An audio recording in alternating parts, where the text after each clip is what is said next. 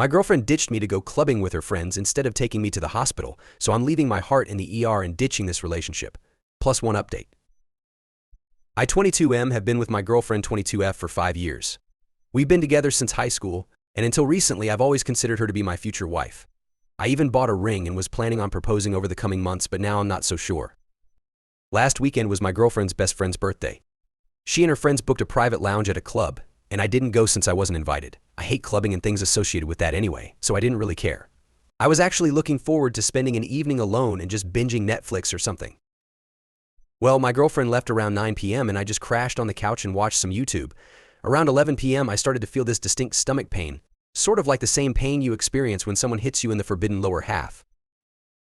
It wasn't bad at first, and I just thought my body was playing some tricks on me, but in the span of about 5 minutes, the pain just kept getting worse and worse until I was basically stuck in the fetal position on the couch. Initially, I just thought the pain would go away, but then I took a look under my pants, and it felt like my right marble was starting to swell.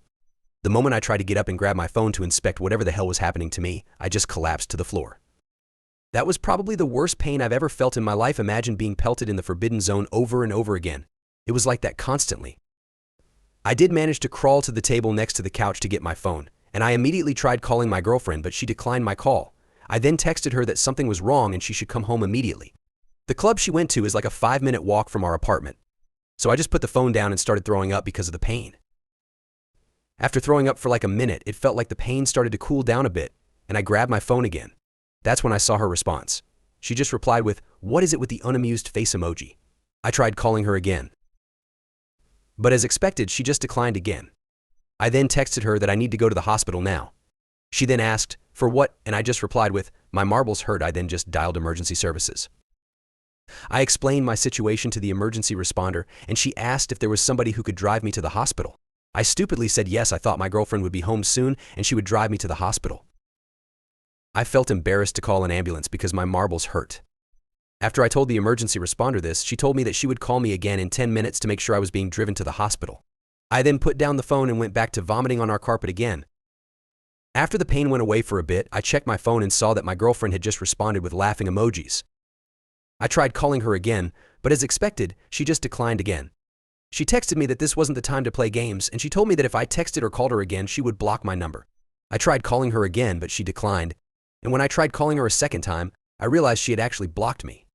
I went back to curling up on the floor, and now I started shivering. At this point, I didn't care about being embarrassed and just called emergency services again and asked for an ambulance. It felt like an eternity, but the ambulance eventually came and rushed me to the hospital. I don't remember much of the surgery since I was sedated, but I remember waking up eventually and my right marble was being stitched together. The doctor informed me that the cord next to my marbles was twisted, and I was extremely lucky to reach the hospital in time. I could have easily been forced to surgically remove my marble. I checked my phone and saw the missed calls and messages my girlfriend had left me. In summary, she came home from clubbing and smelled the vomit in our apartment. When she saw the vomit on our carpet, she got mad and tried searching the apartment to find me. When she realized I wasn't there, only then did it hit her that I was actually being serious. I just texted her which hospital I was staying in and my room number, then went to sleep. I woke up the next morning and saw my girlfriend sleeping on a couch next to my bed. After she woke up, she started overwhelming me with apologies. She thought I was joking, that I was trying to ruin their night, etc. I didn't have the energy to argue, so I just kept quiet. I was beyond hurt by what she did, and I wanted to break up with her right then and there. Why would somebody ignore messages where their partner is begging them to come home? Not only that, she stayed in the club until 3 a.m. and didn't even consider going home to check on me. She did stay with me in the hospital for the remaining 2 days I was admitted there and did take good care of me, but I was still beyond pissed at her. Ever since coming home yesterday, I've been wanting to dump her, but at the same time, I feel like she genuinely thought I was joking and made a mistake. I feel conflicted and don't know how to proceed in this situation. Update.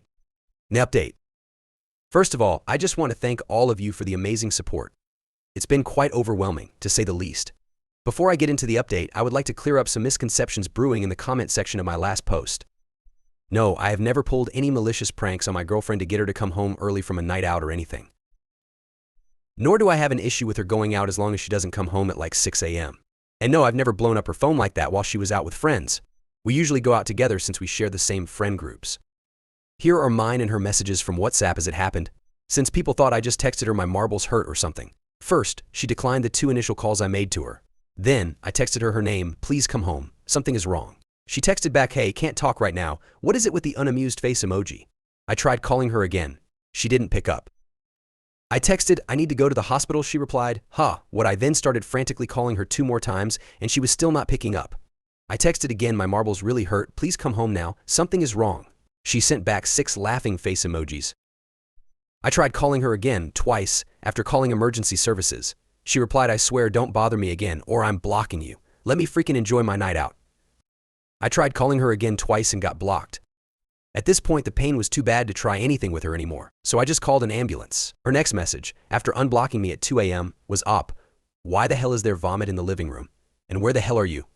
Why is the front door unlocked if you left somewhere?" She then went into a full mental breakdown as she realized I was serious about going to the hospital and sent over 70 messages afterward.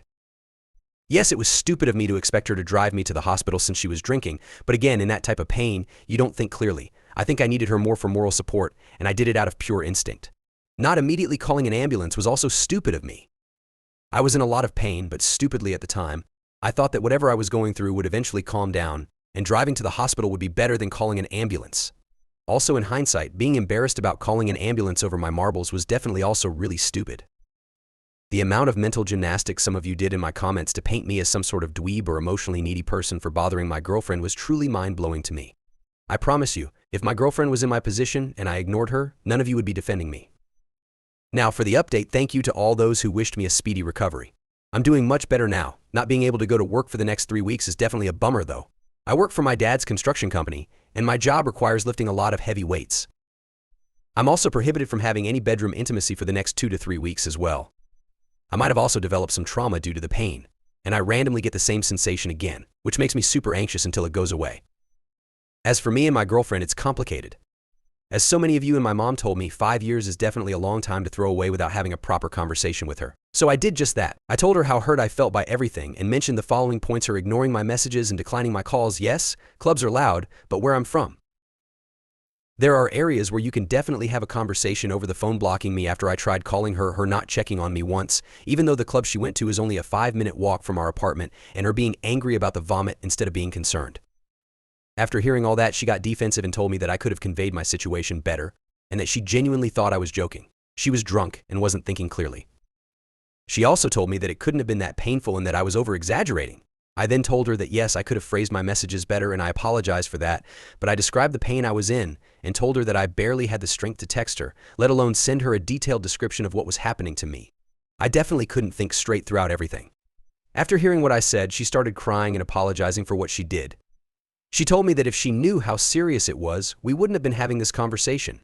She then also apologized for being mad over the vomit. According to her, she was drunk and tired and was just expressing frustration.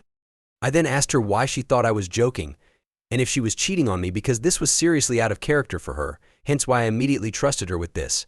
She started crying harder and looked like I just slapped her in the face. She told me that she just thought I was being insecure about her being in the club with a bunch of guys, and that no, she wasn't cheating on me and would never do something like that. We then hugged for a solid 10 minutes. After that, the next part was really hard for me. I told her I need some space to gather my thoughts and that she needs to stay with her parents for the time being. She immediately started having a mental breakdown and asked if I was breaking up with her. I told her I wasn't sure and needed time to see if I still trusted her after all of this, and that what she did was beyond disrespectful. How can I trust someone with my life after they pulled something like this? I then told her that we are young and this mess was mostly caused by our immaturity. This entire situation was an important life lesson for the both of us, regardless of whether we stayed together. After begging a bit more, she then put her head down and started packing a few essentials before leaving. She told me she would be willing to do anything to make up for this and that I could take as much time as I needed. She then gave me a big kiss and left. That was 2 days ago, and this is where we currently stand. I still give her updates on my healing, but besides that, we don't contact each other. I'm really torn right now. I still don't have that trust in her, but her owning up to her mistake shows that she knows she messed up and is remorseful. This is definitely something out of the ordinary for her, but there will have to be major boundaries and new rules set. I can think of the following.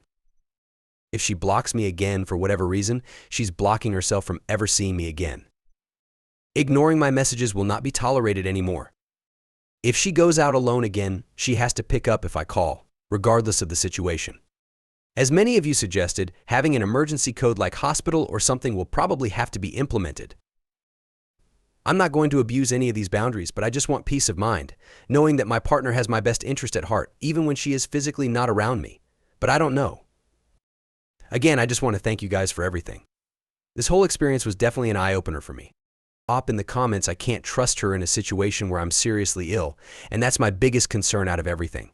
We have been best friends for 12 years, together for 5, and I love her dearly. As it stands now, it's really unlikely that I will get back together with her.